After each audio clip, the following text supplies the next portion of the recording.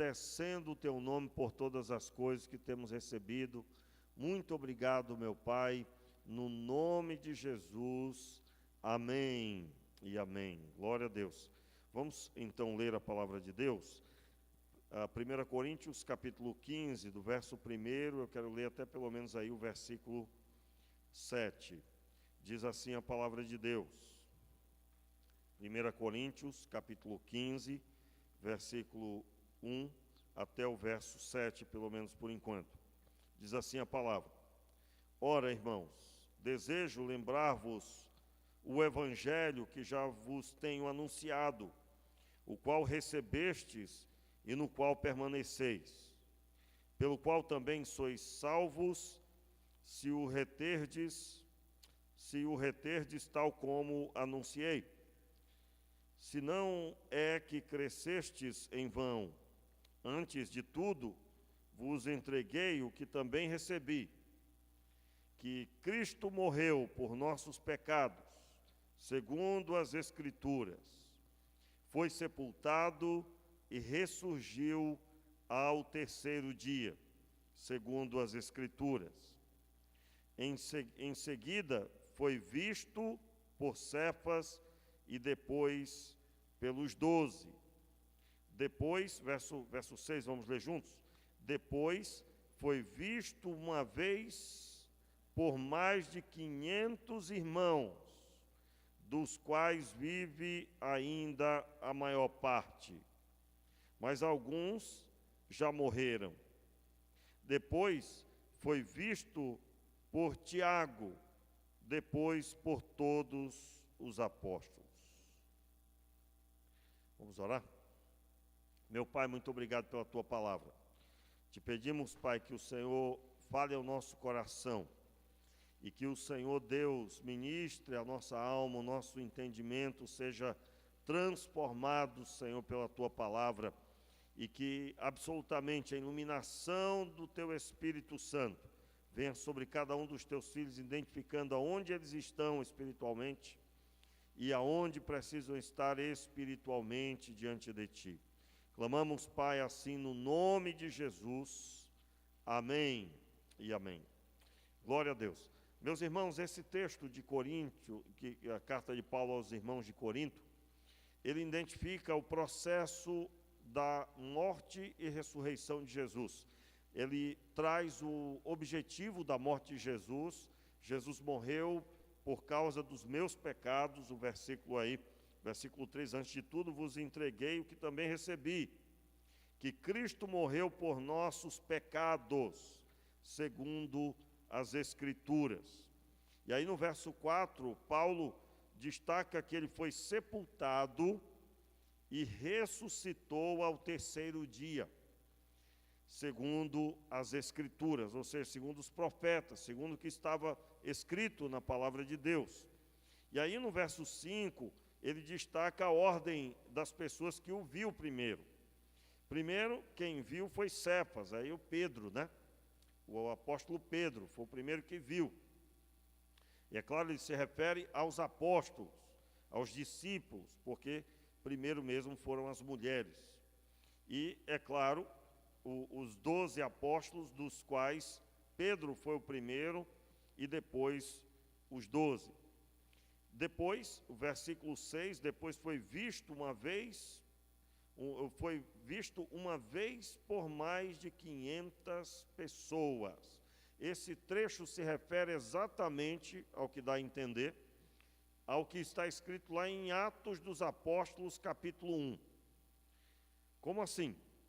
Lá em Atos dos Apóstolos, no capítulo 1, eu gostaria que você abrisse aí agora, para que pudéssemos observar, Atos dos Apóstolos, capítulo 1.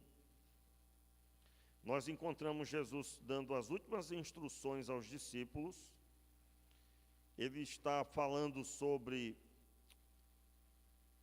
as coisas que haveriam de acontecer após a ressurreição. Todos nós sabemos que Jesus esteve por espaço de 40 dias aparecendo vivo, com muitas provas da sua ressurreição. E aí ele fala no verso 4 acerca e certa ocasião, estando comendo com eles, ordenou-lhes: não vos ausenteis de Jerusalém, mas esperai a promessa do Pai, o qual de mim ouvistes. Pois João batizou com água, mas vós sereis batizados com o Espírito Santo dentro de poucos dias. Aquele que se havia reunido perguntou-lhes, aqueles que se haviam reunido perguntou-lhe: Senhor, restaurarás tu neste tempo o reino de Israel? Ele lhes disse: não vos importa saber os tempos ou as épocas que o Pai determinou pelo seu próprio poder. No entanto, repita comigo, no entanto, recebereis poder ao descer sobre vós o Espírito Santo, e sereis minhas testemunhas, tanto em Jerusalém como em toda a Judéia e Samaria, e até os confins da terra. Então Jesus, ele dá aqui essas orientações sobre, e depois se cumpre lá em Atos 2, eles são cheios do Espírito Santo. E aí segue o texto, versículo 9, depois que lhes disse isso, vendo eles, foi elevado às alturas, e uma nuvem o recebeu, encobrindo-o a seus olhos.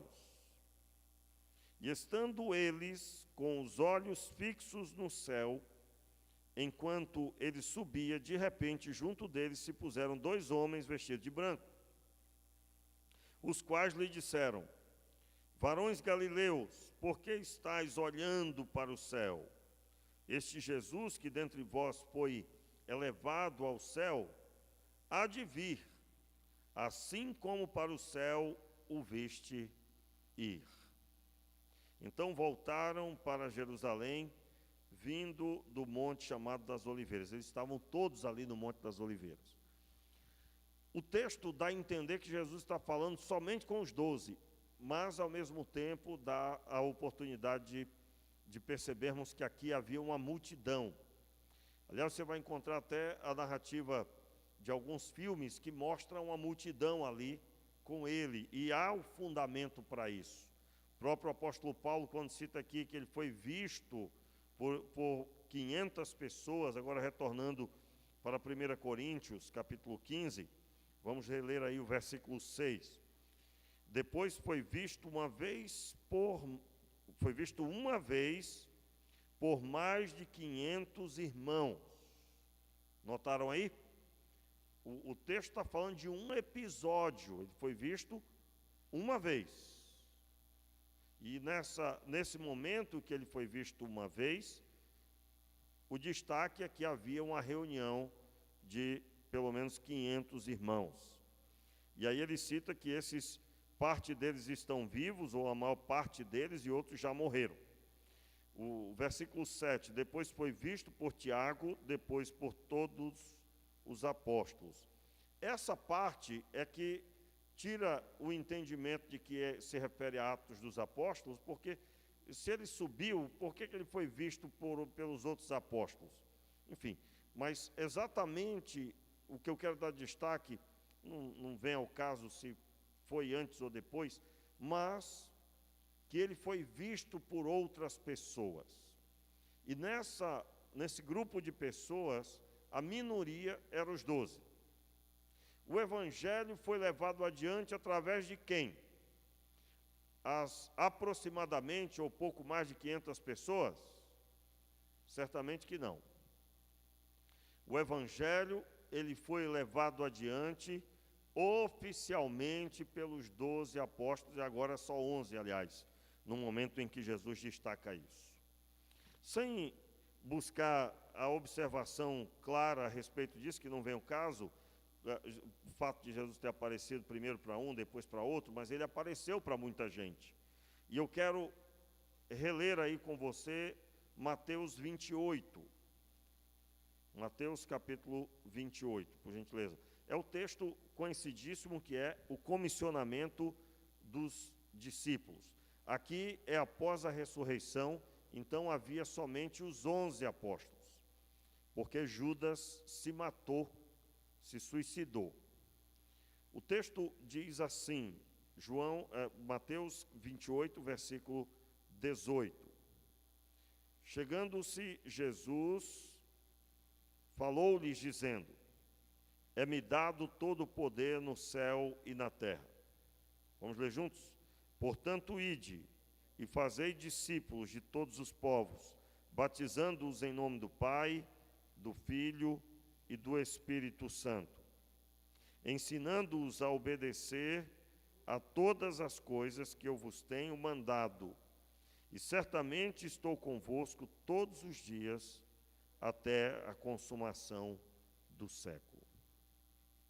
Veja bem, aqui Jesus está falando aos discípulos que eles devem ir por todas as nações, eles devem fazer discípulos, indo por todas as nações, e a esses discípulos de Jesus, eles vão ensinar todas as coisas que Jesus havia mandado. Observe aí o versículo 20 mais uma vez. Ensinando-os a obedecer a todas as coisas que eu vos tenho mandado. Então note que os discípulos, eles iriam fazer discípulos e eles iriam ensinar esses discípulos a fazer todas as coisas que Jesus mandou. Jesus mandou. Então, eu quero agora, finalmente, pregar a mensagem dessa noite. Eu gostaria que você abrisse a sua Bíblia em Marcos, aliás, capítulo 3, por gentileza. E hoje à noite eu gostaria de observar com você a respeito desse comissionamento, que muito mais antes de enviá-los, primeiro houve o início. Esse início está aí no capítulo 3 de Marcos, a narrativa, o texto fala do momento em que os discípulos são comissionados para estar com ele. Capítulo 3, versículo 13, diz assim, vamos ler? Jesus subiu a um monte e chamou os que ele quis, os quais vieram a ele.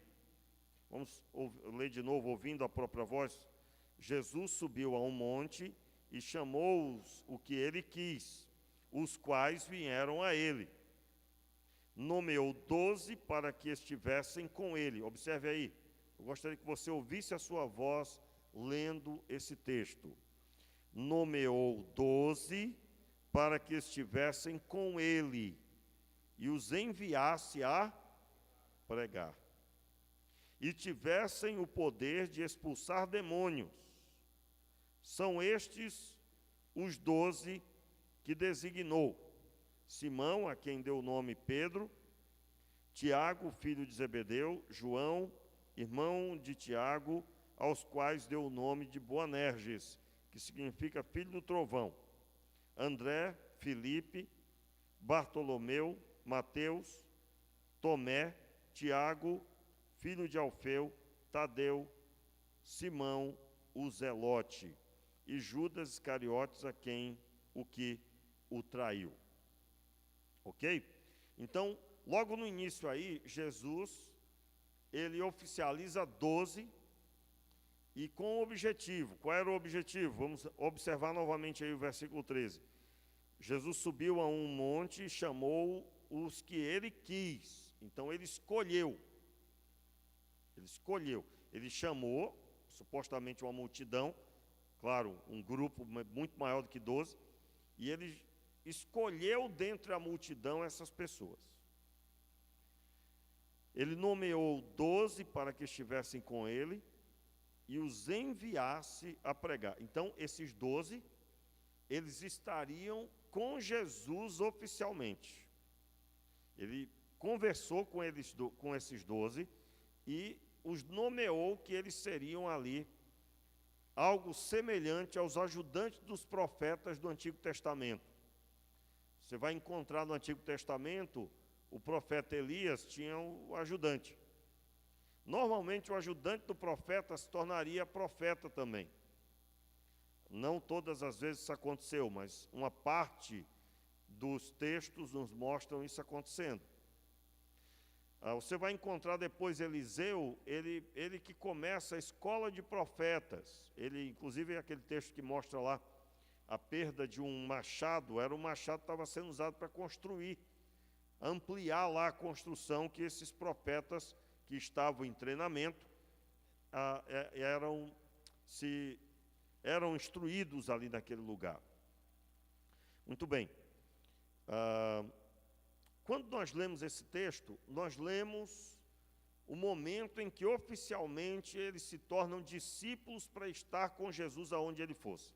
Jesus ia para lá, eles estavam juntos. Jesus ia para outra cidade, eles estavam juntos.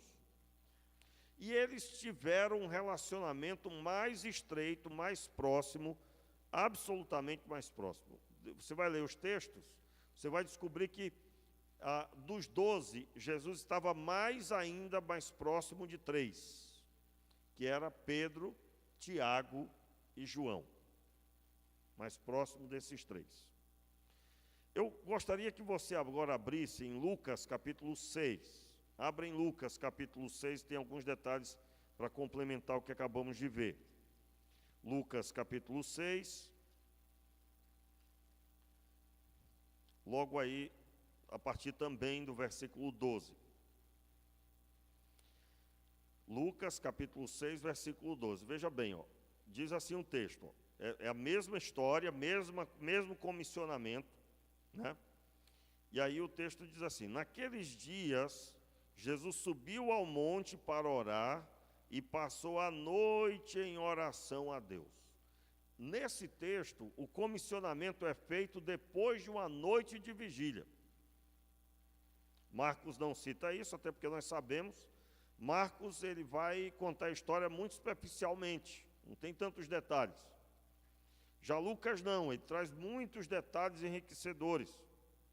Dentre eles aqui, que Jesus passou a noite em oração. Verso 13. Ao amanhecer, chamou os discípulos e escolheu 12 dentre eles, a quem também deu o nome de apóstolos. Aí tem a lista dos apóstolos, que é a mesma que nós lemos lá. Qual o destaque aqui? Jesus passou a noite em oração. O texto de Marcos diz que ele chamou dentre o grupo, os discípulos que estavam reunidos, ele chamou 12 para estar com ele. E qual o objetivo deles estarem com ele?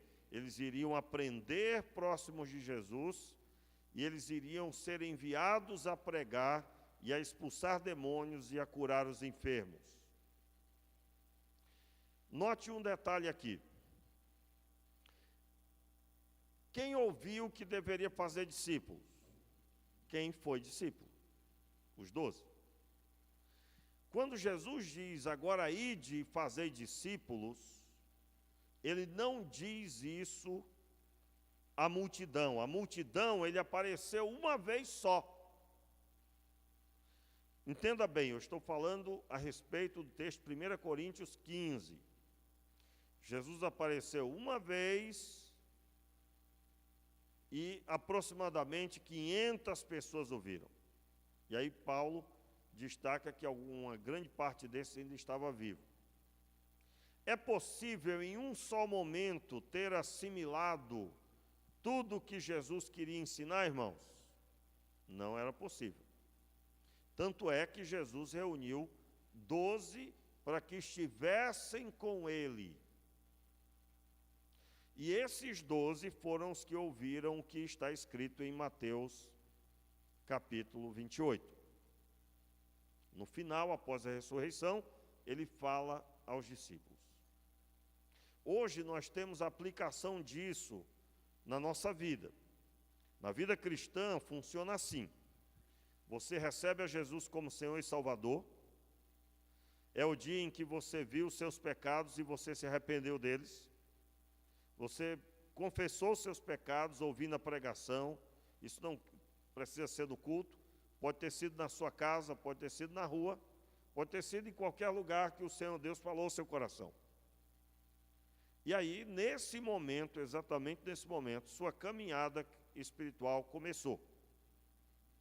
Você oficialmente é de Jesus, você recebeu a Ele como Senhor e Salvador da sua vida, e você agora cultiva um relacionamento com Ele, aonde Ele se relaciona com você por meio da palavra, em primeiro lugar, aonde você lê a palavra de Deus vem mostrar a você como você deve ser, como você deve pensar, como você deve falar, como você deve se portar para com as pessoas, como você deve resolver os problemas. Enfim, a palavra de Deus vai reformular a sua vida. Você dará um feedback desse resultado e nós chamamos isso de oração. Pastor, quando for buscar Deus, eu devo primeiro orar ou primeiro ler a palavra? Eu aconselho você a fazer uma breve oração e mergulhar na Escritura e só depois começar a ter um período de oração mais apurado. Por quê? Porque na medida em que lemos a palavra, o nosso coração é nutrido com a fé. A fé é nutrida em nós. A estrutura de fé é acertada pela Escritura Sagrada. E a nossa oração tende a ser uma oração mais próxima da oração segundo a vontade de Deus. Pastor, mas não seria segundo a vontade de Deus? Não, mais próxima. Porque à medida que você começa a ler, você está começando a conhecer a Escritura. E à medida que você se aprofunda, aí sim, é que você terá um aprofundamento na Escritura e a sua oração automaticamente será corrigida pela palavra de Deus. Você imagina uma pessoa dizer para Deus assim: Senhor, eu sei que o Senhor não quer que nos matemos de orar e oremos sempre. Essa pessoa conhece a Escritura? Não. Ela acabou de dizer uma loucura, uma besteira, uma coisa sem sentido. Eu sei que o Senhor não tem interesse que nós oremos tanto assim. Olha, já pensou uma pessoa orar assim, desse jeito? Se alguém fizer uma oração dessa, essa pessoa não leu os textos bíblicos que declaram que todo crente deve orar sem cessar. O que seria orar sem cessar? Eu tenho no meu coração que a oração deve estar sempre como atitude da minha vida. Eu estou indo aqui no carro e eu estou colocando diante de Deus a minha vida, eu estou pedindo a Deus pela viagem, Jesus está aqui comigo, é um relacionamento. Estou andando na rua e eu estou trocando pensamentos com Deus. Senhor, o Senhor sabe minha aflição, o Senhor sabe que eu tenho passado, o Senhor conhece, Senhor, e como que eu vou resolver aquela situação dessa forma assim? Como que eu vou lidar com isso? Meu Deus, tome de conta. E assim eu vou caminhando, sempre na presença de Deus. De forma que, me portando na presença de Deus, eu vou tendo esse relacionamento e Deus vai manifestando em mim suas resoluções. Mas se eu não me aproximar da Escritura com objetividade, eu estou comprometendo essa comunhão. Porque muito do que eu vou oferecer é o velho homem, as velhas práticas, os velhos pensamentos, as velhas coisas. Veja bem, por exemplo, se você continua com o velho discurso, por exemplo, pastor, política, religião e futebol não se discute. Se começar a discutir sobre isso, não vai dar certo. Meu irmão, você não tem que discutir com ninguém, mas você não pode viver alienado do mundo, né? Vamos imaginar, o que você acha? Se você deixar de conversar sobre os problemas da sua casa, você acha que eles vão se resolver sozinhos? Não, meu irmão, você vai ter que sentar, você vai ter que conversar, vai ter que dialogar. Se for seus filhos, você tem que ensinar bastante a Bíblia e tem que conversar bastante para fazer entender em que circunstância, por que é assim e como que nós vamos lidar com isso. Mas, como servos de Deus, nós temos que pensar também a nação. Nós temos que pensar o que é certo. Tanto é que você vai ter que votar daqui uns dias. Irmãos, em nome de Jesus, Esse ano eu não preguei uma série sobre esse assunto, não sentindo meu coração, não teria feito. Ainda dá tempo ainda, talvez ainda haja alguma mudança. Deus é que sabe, a igreja dele, né? Mas assim, eu estou falando que, pelo amor de Deus, estou até apelando aqui, né? Que não chega o dia do voto e você diz, ai meu Deus, eu não sei como é que vai ser. Mas como assim não sei como é que vai ser? Eu não sei, pastor, em quem vou votar. Aí você vai pegando aqueles papeizinhos do chão, aí não, é vergonhoso. Você escolheria alguma coisa para a sua casa desse jeito? Você escolheria, você está indo comprar um sofá. Ah, não sei qual comprar não, aí pede para o vendedor escolher para você. Né? Qual que você acha que eu devo comprar ao seu vendedor? Você faria isso? Não, aí não. Pai. Compraria uma TV, né? Não deu tempo de pensar qual é que eu vou. Eu vou comprar uma casa, mas não deu tempo de procurar saber. O senhor que está vendendo aí, o senhor pode escolher para mim? Alguém faria isso, irmãos? Não. Mas aí é outro assunto. Irmãos, aqueles que vão tomar decisões envolvendo sua vida é menos importante do que as coisas que você tem para fazer, não é? Pastor, não concordo que seja obrigatório votar. Diga, rapaz, preste atenção. Se você for lá e votar, essa pessoa que for eleita ou não, aliás, o que for eleito, se você concordando ou não, vai ordenar sobre você. Então é melhor que você vá lá e ajude a decidir quem é que vai ordenar sobre você. Pastor, quem ordena sobre mim é Deus. É? Então você vai ali no supermercado e você compra como? Entenderam? Então, irmãos, nós somos cidadãos do céu, mas nós vivemos em uma sociedade com padrões humanos. E por mais que sejamos espirituais, por mais que tenhamos comunhão com Cristo, e isso está em primeiro lugar na nossa vida, nós temos que pensar a nação. Temos que pensar. Né? E pensar a nação é me preocupar o que é que está acontecendo na prefeitura, por que é que os problemas não são resolvidos, o que é que está acontecendo que a saúde do bairro está desse jeito ou dessa forma, por que é que não tem professor no colégio. Eu tenho que me preocupar. Eu tenho que me preocupar se o Estado está passando uma situação difícil. Pastor, eu nem ligo para isso. Espera aí, mas isso vai determinar a sua vida. Essas coisas, irmãos, nós somos crentes, mas vivemos em uma sociedade e que nós temos que nos envolver. Ou do contrário, né? Eu estava vendo uma discussão no Facebook, eu só vi, porque eu sou absolutamente contra esse tipo de conversa, né? Ninguém vai mudar ninguém, aí vão brigar lá à vontade e tudo. Enfim, né? Eu não gasto tempo com isso, mas eu, particularmente, isso é eu, né? Até porque eu não tenho tempo mesmo.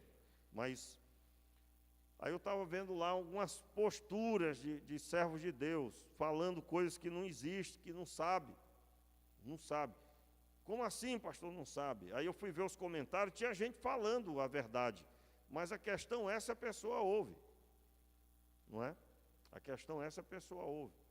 Então, nós temos que procurar saber as coisas, porque nós teremos que decidir a respeito delas. Eu tenho dito, irmãos, todo período eletivo eu falo, um crente tem por obrigação não votar em quem é contra questões bíblicas. Ele tem por obrigação, porque senão ele está dizendo que a Bíblia é autoridade só sobre ele, que ela não precisa ser respeitada. A Bíblia não precisa ser respeitada pelo político, na visão de quem não se importa. Quantos estão entendendo o que eu estou dizendo? Veja bem, vamos supor que tem um político lá que é contra a leitura da Bíblia, e você vota nele. Você está doido? Você enlouqueceu? O que é isso? Não existe nenhum que é contra a leitura da Bíblia, são exemplos, irmãos, estão entendendo? Pelo menos que eu saiba, né? Não tem nenhum deles que disse assim, eu sou contra a existência da Bíblia. Não tem nenhum, então posso falar, né? Senão alguém pode dizer, estava falando do fulano. Irmãos, se tivesse esse, e você é crente e lê a Bíblia, como assim você vai votar em quem vai, se for eleito, vai proibir você ler a Bíblia? Não estou entendendo. Me explica aí, pelo amor de Deus, antes que, né, passe mal, porque tem algumas coisas que me deixam assim, preocupado. Então, se tem algum que está promovendo o mal para as famílias, você concorda? Não, pastor. Então, por que vota? Então, vamos supor que a pessoa tem lá um processo por desvio de dinheiro, ou está sendo investigado lá e já tem prova, já foi julgado, já foi condenado em primeira instância, aí a pessoa, mesmo assim, a pessoa não acredita, e aí vota, né? Ah, pastor, mas foi condenado só em primeira instância, né? Não, rapaz, se foi condenado, porque tem prova aí que essas provas foram aceitas. Então, no mínimo, você não vai arriscar. Agora, isso está ligado àquela pessoa? Não. Tanto é que eu não estou citando nome. Tá certo? Eu não estou citando nome. Por quê? Porque nós estamos falando sobre como é que nós, crentes, devemos nos portar diante de Deus. Esse é o foco. Como que fica eu ser um discípulo de Jesus e eu faço algo que vai prosperar o mal? Como assim? Não é possível isso. Como que eu vou saber isso? Estudando a Escritura. Preciso estudar a Escritura. Não há como não estudar a Escritura. E aí, irmãos, voltando aqui para o nosso assunto agora, voltando aqui para o texto de Lucas. Jesus passou a noite em oração e escolheu os 12. E voltando agora para o texto de Marcos, novamente, por gentileza. Marcos 3. Logo aqui, nós encontramos, gostaria de observar mais uma vez, para mim o mais rico de todos é o texto de Marcos. O de Mateus é bem sucinto. Mas Jesus subiu ao monte e chamou os que ele quis, os quais vieram a ele. Então, você como discípulo, irmãos, eu quero identificar aqui uma coisa muito séria no meio da igreja, que pode estar acontecendo agora, que é a pessoa que ouviu Deus chamar, aceitou Jesus, converteu, aceitou Jesus, beleza, mas ela nunca oficializou a caminhada dela com Deus, com Jesus, nunca oficializou.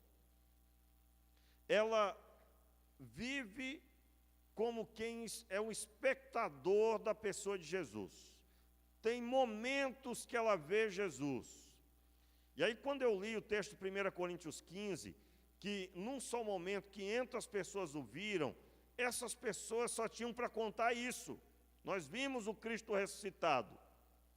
Mas elas não andaram com Jesus oficialmente. Não andaram.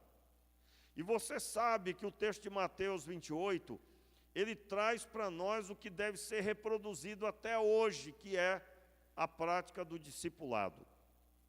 A prática do fazer discípulo e, fazendo discípulos, ensinando-os a guardar todas as coisas. Então, quais são as ordenanças de Jesus? O que foi que Jesus ordenou que fosse feito? E aí você basta ler os evangelhos, você vai descobrir.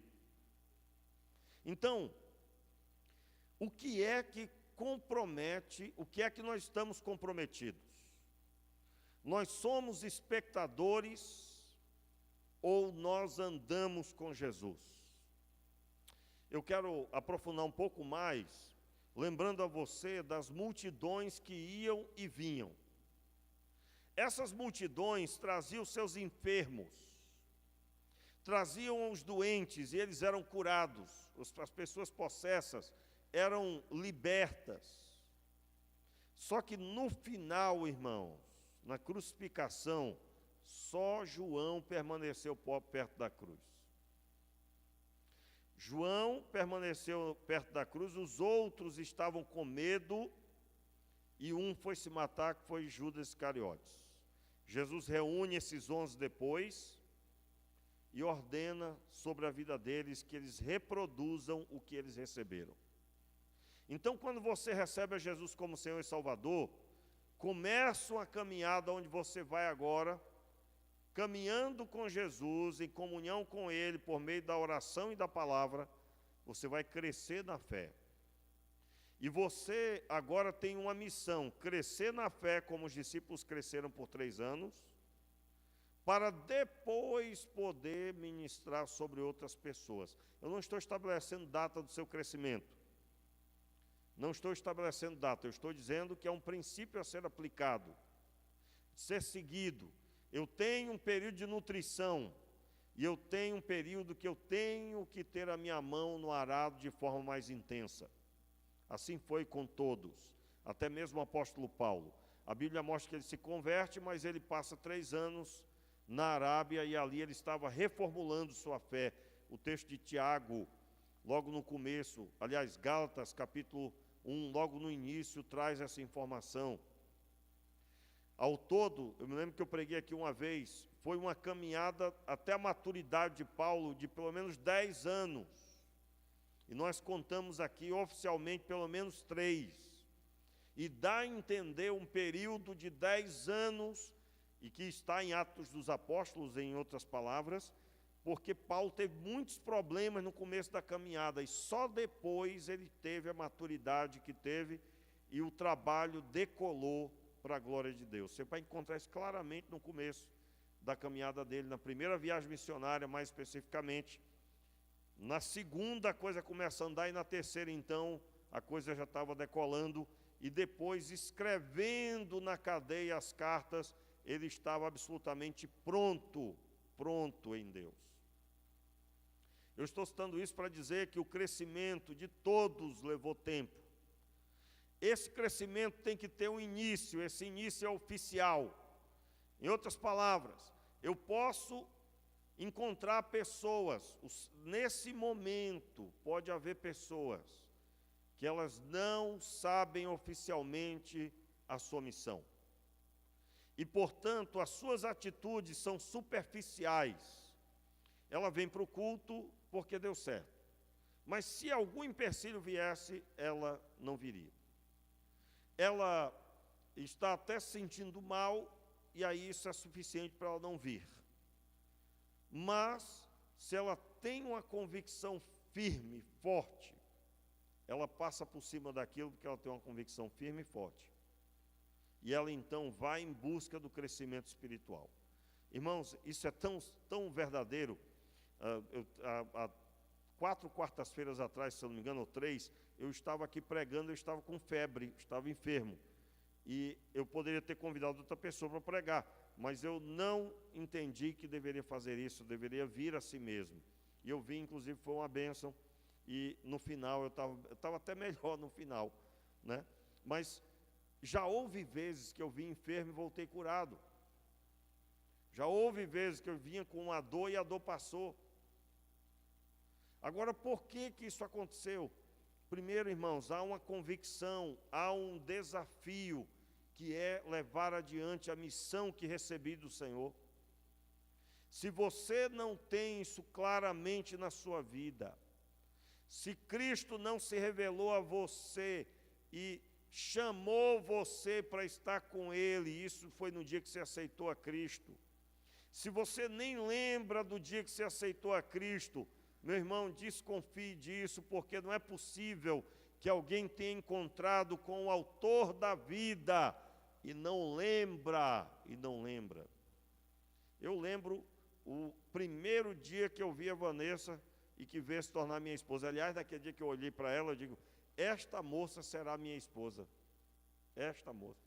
E eu corri para o primeiro telefone que tinha perto, já contei essa história aqui, era uma reunião de diretoria das juventudes, eu era o líder, e ela veio junto com uma pessoa que representava o líder da juventude que não pôde estar. Ela era nova na fé, e eu apaixonei, com todo respeito, naquele dia, cerca de 3 meses depois a gente estava namorando, 9 meses depois a gente estava casado. Até alguns pensavam que o casamento rápido, irmãos, era alguma coisa, né? O filho veio nascer, mas 10 anos depois, né? Enfim, né, irmãos? Agora, por que casei logo? Porque eu tenho um objetivo, eu dirigi a congregação, era líder de juventude, líder da juventude estadual, a vida claramente definida, chamada ao ministério. O que eu vou demorar a casar? Não tem porquê, não tem porquê. Casamos, menos de um ano depois, ou 1 ano depois do casamento, menos de um ano, nós estávamos partindo para o seminário. E aí os irmãos já conhecem a história. Mas como que isso aconteceu? Quem tem convicção de quem é, do que foi chamado, toma decisões conforme. Pessoas que veem Jesus de vez em quando, pessoas que ficam até abençoadas por um momento, mas que não andam com Jesus para onde vão, estas pessoas não vão fazer discípulos, não vão ensiná-los a guardar todas as coisas, não farão a vontade de Deus. Quantos estão entendendo o que eu estou falando? Meu irmão, em nome de Jesus, que o Senhor Deus enche o seu coração com essa palavra, e você tenha convicção da vontade de Deus. Ontem eu estava assistindo com a minha família o documentário do pastor Márcio Valadão, que completou agora, recentemente, 50 anos de ministério, irmãos. Que coisa bonita, né? 50 anos de ministério ele completou. E aí a igreja decidiu fazer um documentário da vida e ministério dele. Está lançando toda segunda-feira um capítulo, né? Aconselho você assistir lá, aconselho. Aliás, eu vou colocar no grupo da igreja, eu acho que é uma boa, assim fica mais fácil. Mas assim, dentre as coisas que eu ouvi lá, uma delas foi isso. Uma vigília que ele foi, e que essa vigília, ele foi cheio do Espírito Santo, e depois de ser cheio do Espírito Santo, ele foi e tomou as decisões que ele tinha que tomar e foi para o seminário, e aí o resultado você já conhece. Família toda abençoada, as filhas, os filhos, os netos agora, uma família exemplo para a nação, para a glória de Deus, exemplo de servo de Deus, de pastor, né? E eu acho uma beleza, irmãos, assistir, porque você vê que é uma pessoa normal, uma pessoa comum. Eu acho um barato isso, porque alguns às vezes podem pensar que parece que é um anjo, né? Que não é gente igual a gente. Mas por que eu estou citando isso? Porque se eu não tenho convicção da minha caminhada, eu não terei decisões acertadas.